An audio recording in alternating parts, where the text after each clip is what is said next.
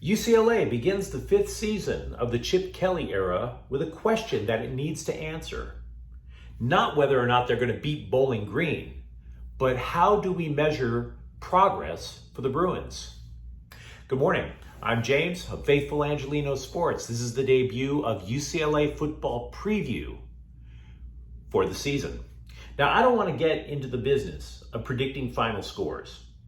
Okay, that's done by hack radio hosts who give themselves stupid nicknames like the Coach or Mad Dog or the Sports Proctologist. I don't care about any of those people's opinions.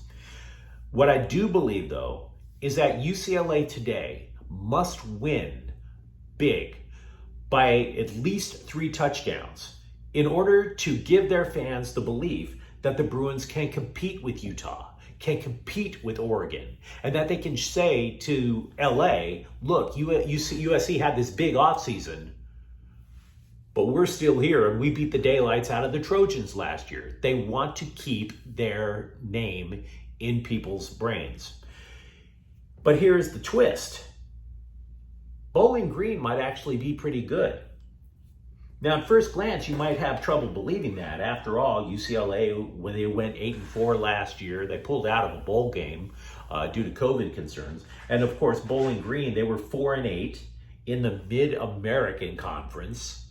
You know, the Falcons are 0-3 versus the Pac-12 all time, and they've lost their last 6 road openers. But the Falcons, if you look at them from a distance, they're kind of like a ghetto-fied version of UCLA. And what do I mean by that? The school, they let the coach, Scott Loeffler, rebuild the program literally from the ground up over a 4-year stretch, and he's rode one quarterback the entire time. Does that sound familiar if you're at UCLA? Now, Matt McDonald, that quarterback, is a pocket passer, which is unlike Dorian Thompson-Robinson. And have no illusions, Thompson-Robinson is going to have the better game today. But McDonald now has a running game and an offensive line for the first time since he's been there. The national press, for example, is really high on Bowling Green's transfer center, Jakari Robinson, an offensive lineman, Jeremiah Banks-Wall, a tight end, Christian Sims. There's a belief that they're going to be a sleeper team in the MAC with 9 returning starters on offense and on defense. And for that matter, when UCLA has the ball, they're going to have to keep an eye on linebacker Darren Anders, who was 8th in the nation in tackles last year. So there are individual players that UCLA has to be concerned about. But again, I have zero reason to believe that UCLA is going to lose this game. None. No way. I'm saying that the Bruins, I'm not saying that the Bruins are going to lose if they overlook Bowling Green.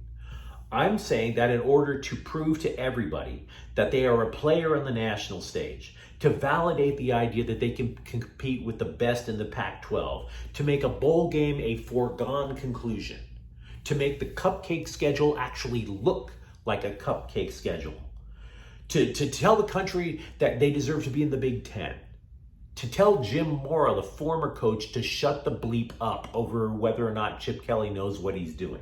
Do you see what I'm saying here? The Bruins have a lot to play for, not simply to win, but to play very well.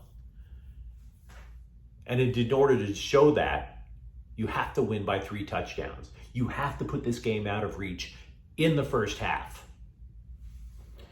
And they can. They could probably do it with a steady diet of Zach Charbonnet alone, right behind that returning center and those 2 upperclassmen guards.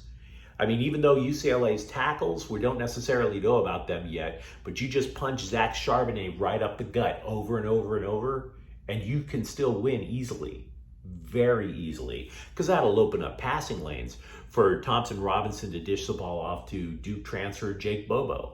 And then the Bruins are off and running. Now, the defense could be a concern. Remember, Bowling Green does have an offensive line now, and they do have a quarterback who the national press thinks is extremely accurate. And in addition to that, on the channel earlier this week, we noted that defensive coordinator Bill McGovern isn't too optimistic, at least this point, about the Bruins defense. Maybe he's a grouchy old man. It's his first year. We don't know him yet. On the other hand, maybe his concerns are legit. We'll have to find out. Remember, the Bruins' defense wasn't exactly stout last year. But if you pull the camera back and take a look at the Bruins program, do you agree with my thesis? It's not whether or not the Bruins are a threat to lose this game to Bowling Green, but to keep the fans optimistic and to keep the players optimistic, a simple victory just won't do.